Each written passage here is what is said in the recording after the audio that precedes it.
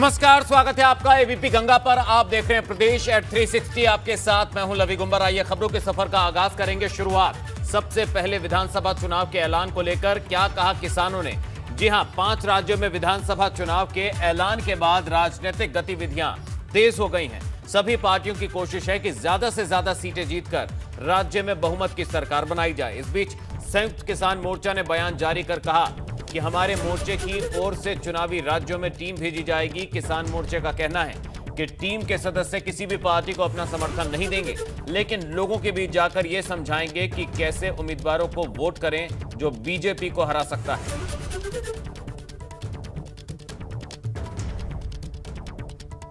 यानी जिन राज्यों में विधानसभा के चुनाव हैं, उन राज्यों में संयुक्त किसान मोर्चा की टीम जाएगी और बीजेपी का विरोध करेगी।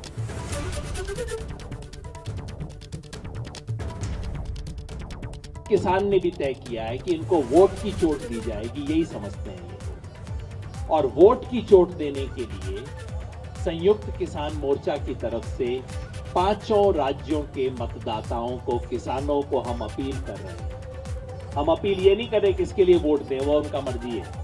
हम सिर्फ एक अपील कर रहे हैं कि इस पार्टी ने, जिसने और इसके एलाइज ने, जिन्होंने किसान विरोधी कानून बनाए, किसानों पे दमन किया और किसानों को बेइज्जत करने की कोशिश, इसे सजा। वहीं उत्तर प्रदेश के मुख्यमंत्री और भारतीय जनता पार्टी के फायर ब्रांड नेता योगी आदित्यनाथ ने बंगाल में चुनावी सभा को संबोधित किया। बंगाल के मालदा में योगी आदित्यनाथ की रैली हुई, जहां उनके निशाने पर राज्य की ममता सरकार रही। योगी आदित्यनाथ ने आरोप लगाया कि बंगाल में जय श्री राम के नारे बोलने से भी रोका जाता है। योगी आदित्यनाथ ने यहां सभा में कहा कि मालदा सनातन संस्कृति की भूमि है। बंगाल में आज अराजकता की स्थिति है, जिससे पूरे देश में दुख होता है। बंगाल में योगी बोले कि बंगाल में लव जिहाद को अंजाम दिया जा रहा है, यहां की सरकार इसे रोक पाने में नाकाम है।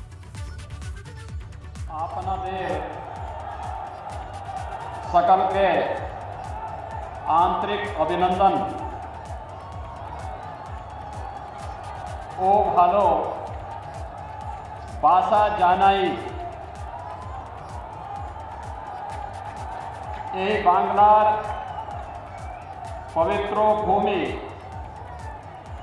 मालदोई ऐसे आमी निजे के धन्यो माने कारिछे। बंगाल के अंदर छल छद्म और धोखे से यहां पर लव जिहाद की घटनाओं को भी अंजाम दिया जा रहा है।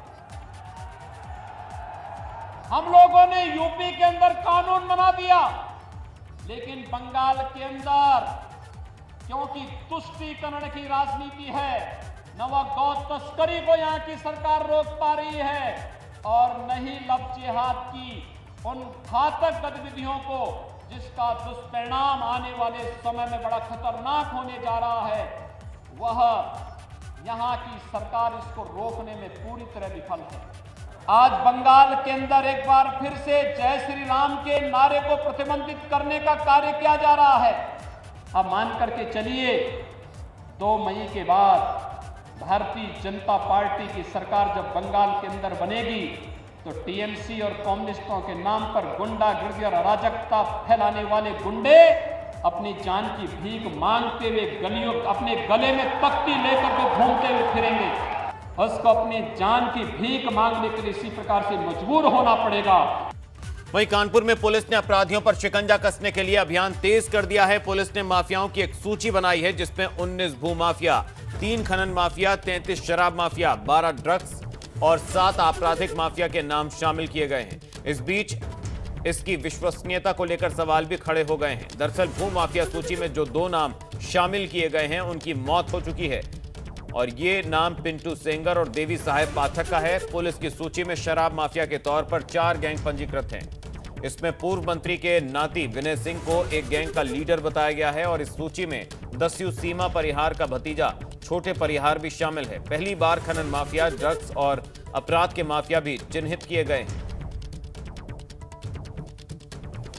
लिस्ट भूमाफिया, शराब माफिया, खनन माफिया और ड्रग माफिया और आपराधिक माफिया की सूची समय समय पे पुलिस द्वारा अपडेट की जाती है और इसमें जो संबंधित विभाग हैं उनके तालमेल से भी इस सूची को अपडेट किया जाता है। ये सूची पहले से तैयार थी और हाल ही में इसमें पुलिस की तरफ से कुछ माफियाओं का नाम नया जोड़ा गया है जो पिछले कुछ समय से आपराधिक गतिविधियों में लिप्त थे। वहीं लखनऊ एयरपोर्ट में कस्टम विभाग ने एक सोना तस्कर को दबोचा है। एयरपोर्ट पर तैनात कस्टम विभाग की सक्रियता से ताबड़तोड़ दूसरे दिन भी सफलता हाथ लगी। एयरपोर्ट पर तस्कर HP ऑक्सीजन रेगुलेटर में सोना छिपाकर ले जा रहा था और गिरफ्त में आए तस्कर के पास से 33,32,322 रुपए का कीमती सोना बरामद किया गया है।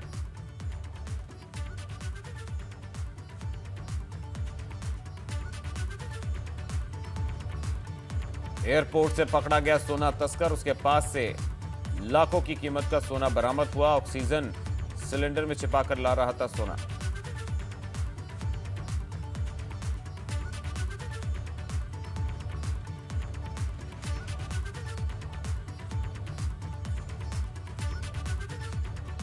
तो ऑक्सीजन रेगुलेटर में छिपा था सोना।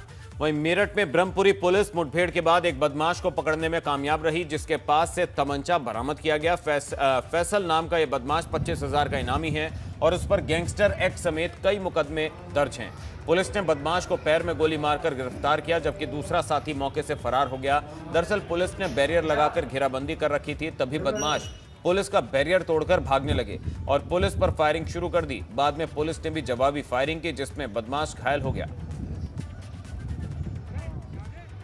थाना ब्रह्मपुरी में आज 1:30 बजे पुलिस द्वारा चेकिंग की जा रही थी और इसी दौरान जरिए मुखबिर ये सूचना मिली कि 2 अपराधी मोटरसाइकिल से हैं और ये बिजली बम्बा बाईपास की ओर आगे बढ़ रहे हैं। इस सूचना पर पुलिस द्वारा बैरियर लगा के चेकिंग की गई। चेकिंग के दौरान उन लोगों ने बैरियर तोड़ के भागने की कोशिश की। इस दौरान उन्होंने पुलिस पर फायरिंग भी की। आत्मरक्षार्थ पुलिस ने फायरिंग की। इसमें एक अपराधी जिसका नाम फैजल है, उसके पैर पे गोली लगी।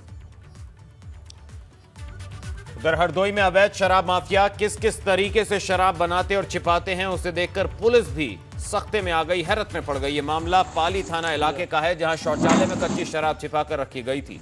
जब पुलिस और आबकारी विभाग की संयुक्त टीम ने छापेमारी की तो यहां 45 लीटर कच्ची शराब और 800 किलोग्राम लहन और शराब बनाने का उपकरण बरामद किया गया। इस दौरान एक शख्स को गिरफ्तार किया गया है। ये जो आगामी त्रिस्तरीय पंचायत चुनाव आसन्न है, उसको दृष्टिगत रखते हुए जिला मजिस्ट्रेट और पुलिस अधीक्षक महोदय द्वारा अवैध शराब की बरामदगी और उस पर सख्त कार्रवाई करने के निर्देश दिए गए हैं। वहीं गाजियाबाद में चोरों के हौसले बुलंद हैं। इंसान तो छोड़िए, चोर भगवान को भी नहीं छोड़ रहे हैं। चोरी की ये वारदात CCTV कैमरे में कैद हो गई। तस्वीरों में आपको दिखाते हैं कि चोर मंदिर का दान पात्र उठाने से पहले बाकायदा भगवान के सामने हाथ जोड़कर नतमस्तक दिख रहा है। यह मामला मुरादनगर थाना क्षेत्र का है, जहां दान पात्र चुरा कर ले गया यह चोर और उसकी एक करतूत CCTV कैमरे में कैद हो गई। तो तस्वीरों में देखा जा सकता है दान पात्र कितनी आसानी से लेकर 9-2-11 हो रहा है ये चोर, लेकिन दान पात्र उठाने से पहले उसने बाकायदा मंदिर में हाथ जोड़कर प्रार्थना की।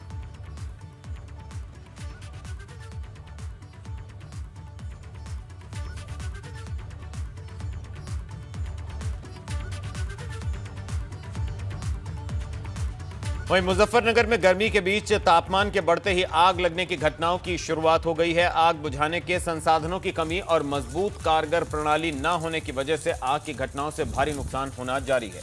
वन्य जीवों के लिए सुरक्षित माने जाने वाले सेंचुरी क्षेत्र में लगी भयंकर आग से वन संपदा को क्षति पहुंची है। दरअसल मुजफ्फरनगर में तीर्थ स्थल शुभ तीर्थ के पास गांव फिरोजपुर में जंगल में वन भूमि पर अज्ञात कारणों से आग लग गई और सूखी पत्तियों में लगी आग लपटों में हरी वनस्पति को भी अपनी चपेट में ले लिया और धुआं चारों तरफ फैल गया तो ग्रामीण भी भयभीत हो गए। ग्रामीणों ने भोपा पुलिस को इसकी जानकारी दी।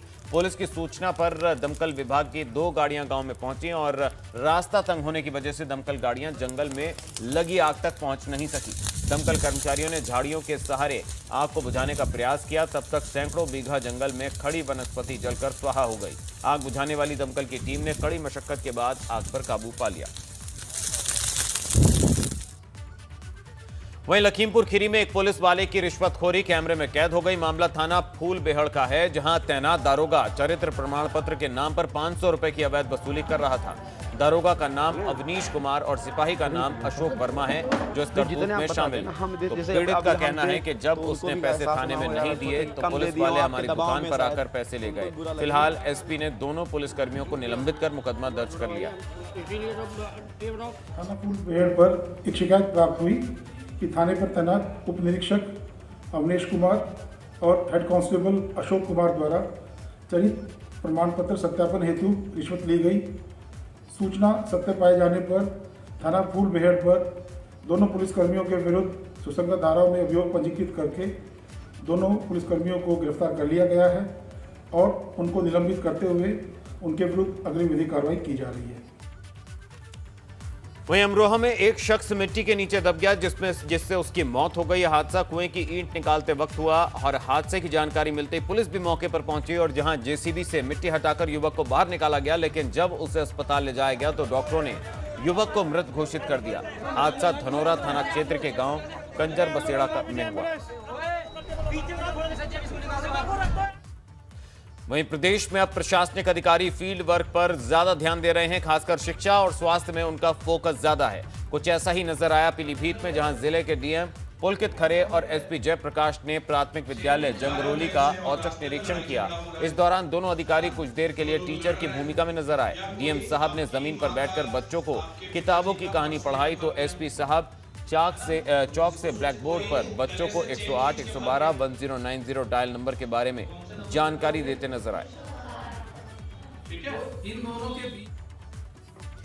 वहीं मिस इंडिया रनर अप मान्या सिंह कुशीनगर पहुंची, जहां हाटा पहुंचने पर मान्या सिंह को ढोल नगाड़ों और फूल मालाओं से भव्य स्वागत किया गया। दरअसल मिस इंडिया रनर अप मान्या सिंह के पिता मुंबई में ऑटो चलाते हैं। यह परिवार हाटा नगर पालिका के वार्ड नंबर 21 गांधीनगर में रहता है। तो तस्वीरों में आप देख सकते हैं कि जब कुशीनगर पहुंची मिस इंडिया रनर अप तो उनका किस तरीके से, किस अंदाज में भव्य स्वागत किया गया। मान्या सिंह के पिता मुंबई में ऑटो चलाते हैं, लेकिन बेटी ने अपने साथ साथ अपने पिता, अपने परिवार और अपने शहर का नाम भी रोशन किया। बस्ती में एक ऐसा स्कूल है जहां इमारत तो है, लेकिन बच्चे इमारत में नहीं बाहर पढ़ते हैं, जहां बकायदा बेंच लगा हुआ है। क्या है ये माजरा, चलिए देखते हैं इस रिपोर्ट।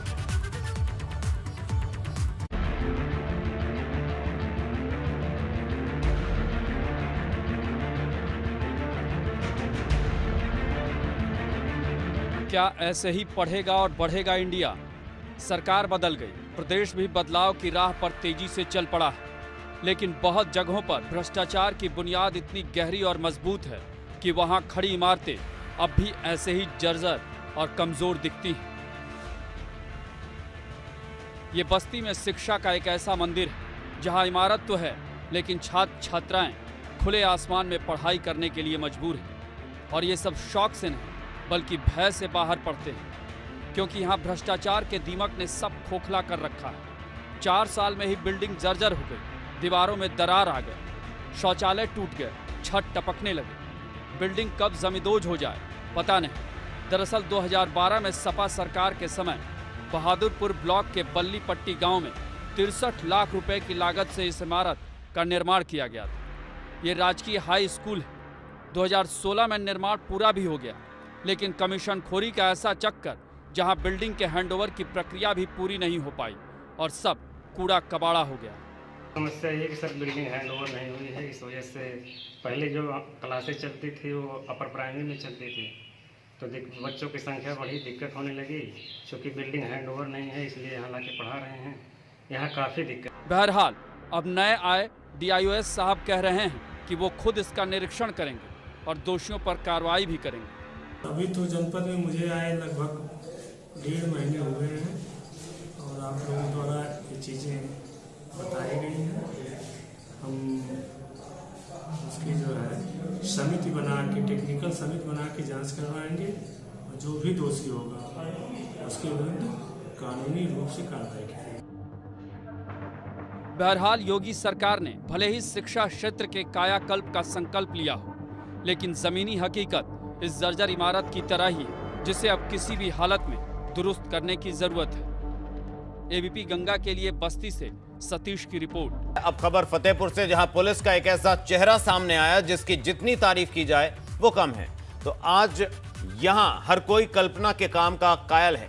आखिर क्या है मामला, चलिए दिखाते हैं आपको एक रिपोर्ट।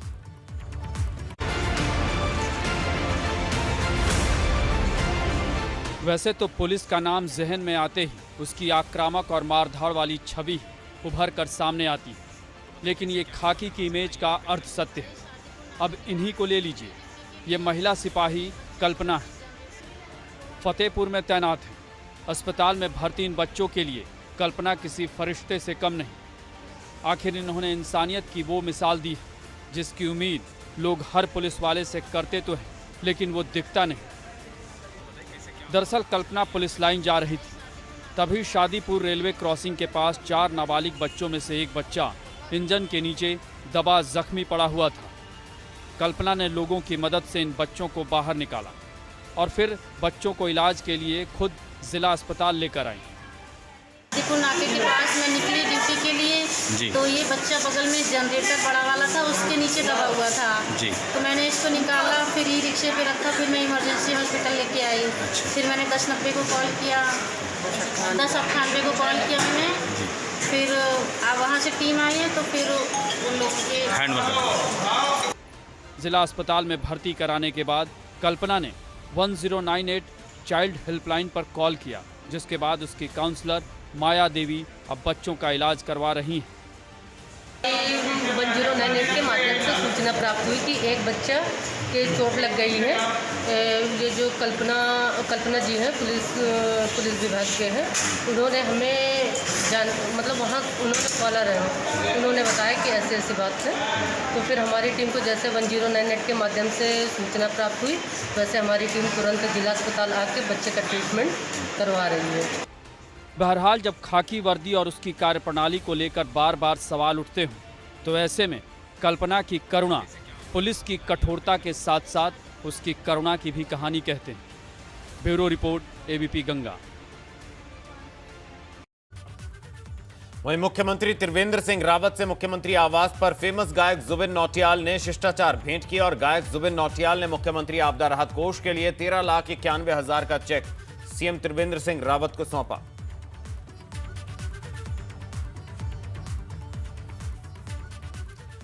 नैनीताल में एक घर में आग लगने से अफरा तफरी मच गई। आग की वजह से घर में रखा तमाम सामान खाक हो गया। गनीमत रही कि घर के सभी लोग सुरक्षित बच गए। तो वहीं रानीखेत के कालनू गांव के जंगल में भी आग लग गई। आग गांव की आबादी वाले क्षेत्र तक फैल गई। ग्रामीणों ने बमुश्किल जंगल की आग पर काबू पाया, मगर रात में फिर आग फैल गई, जिससे मकान जलकर राख हो गया।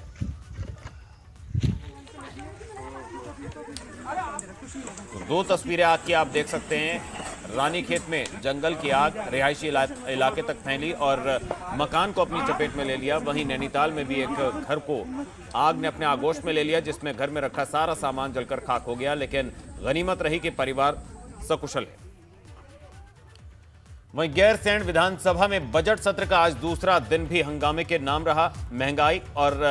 महंगाई को लेकर ग्रामीणों पर हुए लाठीचार्ज के मसले को लेकर हंगामा कर दिया विपक्ष ने और इसी को लेकर विपक्ष के विधायक सदन से वॉकआउट कर गए और विधान भवन के गेट के बाहर धरने पर बैठ गए।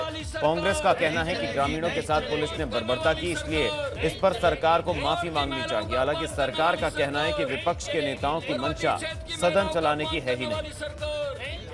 विपक्ष अपनी गलती को छिपाना चाहता है। विपक्ष को यह शर्म नहीं आती कि अगर इतना महत्वपूर्ण कल का घटना थी तो आप 310 में लेकर नहीं आए। आपके लिए कल का आंदोलन महत्वपूर्ण नहीं था, आप उसे तो 58 में लेकर आए, तो क्या उसको 310 में नहीं आना चाहिए था अगर आप इतना महत्वपूर्ण थे? इसका मतलब कांग्रेस के मित्रों के लिए यह विषय महत्वपूर्ण है ही नहीं था। दूसरी बात, कांग्रेस के मित्र प्रारंभ से ही सदन को चलाने के पक्ष में नहीं है।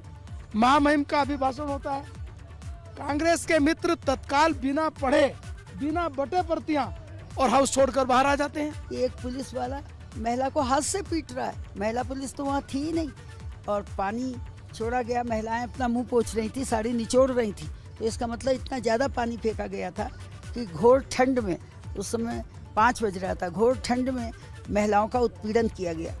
एक और माननीय मुख्यमंत्री जी कहते हैं सबसे छोटी बेटी के नाम की पट्टिका घर के बाहर लगेगी, यानी हम महिलाओं के इतने बड़ी समर्थक हैं। और दूसरी ओर उन्हें वो पिट रही हैं, पानी की बौछारें सह रही हैं। वहीं ग्रामीणों पर हुए लाठीचार्ज का मुद्दा गर्मा गया है। विपक्ष का कहना है कि वो ग्रामीणों के साथ खड़ा है। उन्होंने धरना भी दिया, क्रमिक अनशन भी किया, आमरण अनशन भी वो कर रहे हैं, लेकिन सरकार के कान पर जूं तक नहीं रहेंगी। और इसलिए कल जब 1 मार्च को सदन चला तो सदन चलने पर जो है तमाम आंदोलनकारी जो है यहाँ भराड़ी सैन में आए और अपनी बात जो है सरकार तक पहुँचाने का प्रयास कर रहे थे। लेकिन जिस तरीके से शांतिपूर्ण तरीके से आंदोलनरत लोगों पर पुलिस बल के माध्यम से लाठी प्रहार किया गया और सरकार द्वारा सदन के अंदर गलत बयानबाजी की, तो निश्चित रूप से कांग्रेस के तमाम साथियों ने हमने सदन का बहिर्गमन भी किया है और यहाँ धरने पर भी बैठे। जनता जो है उसको संविधान ने अधिकार दिया, इस राज्य में, इस देश में संविधान के तहत सरकारें चलती हैं। और जब वो अपनी मांगे लेके आई, अच्छा होता कि मुख्यमंत्री स्वयं जाते वार्ता करने, अच्छा होता कि किसी मंत्री को भेजते। अगर वो भी नहीं जा सकते थे तो कम से कम उच्चाधिकारियों को वहाँ जाना चाहिए था। जब कोई नहीं गया और सुबह से शाम तक अपने बच्चों को छोड़ के आई हुई महिलाएं, अपनी बूढ़ी सास को घर में छोड़ के आई हुई महिलाएं, अपने खेतों के कामों को छोड़ के आई हुई महिलाएं जब यहाँ आई और शाम हो गई, जब किसी ने बात नहीं की, तो आक्रोशित होना आवश्यक था। उन्होंने प्रदर्शन किया, नारेबाजी की, तो उसमें पुलिसकर्मियों ने पानी के कैनन्स चलाए, सरकार के आदेश पर लठ चलाए। और इसी के साथ इस बुलेटिन में फिलहाल इतना ही। एबीपी गंगा पर खबरें लगातार जारी रहेंगी। आप रहिए एबीपी गंगा के साथ। एबीपी गंगा, खबर आपकी जुबान।